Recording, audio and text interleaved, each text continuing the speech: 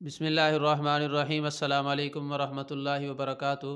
معزز سامعین گرامی، حضرت ابی بن کعب رضی اللہ تعالیٰ عنہ قرات کے اعتبار سے امام القرہ تسلیم کیے جاتے ہیں۔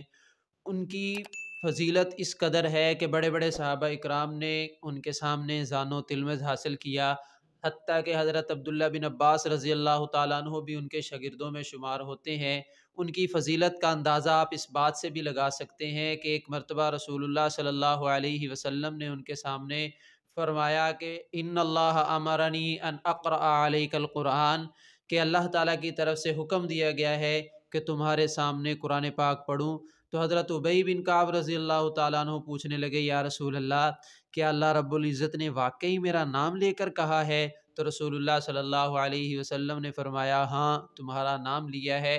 پھر فرمایا کہ یا رسول اللہ، کیا واقعی رسول اللہ صلی اللہ علیہ وسلم کے پاس اللہ رب العزت نے میرا نام لیا ہے؟ تو رسول اللہ صلی اللہ علیہ وسلم نے فرمایا، بالکل تمہارا نام لے کر کہا ہے۔ تو حضرت ابی بن کعب رضی اللہ تعالیٰ عنہ اس مسرت سے، اس خوشی سے رونے لگے۔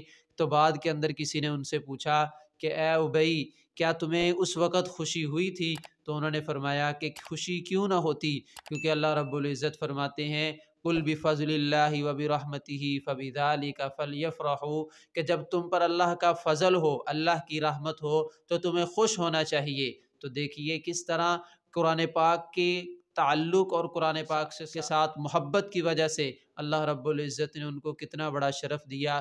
اللہ تعالی ہمیں بھی قرآن پاک کے ساتھ اپنے تعلق کو مضبوط کرنے کی توفیق عطا فرمائے۔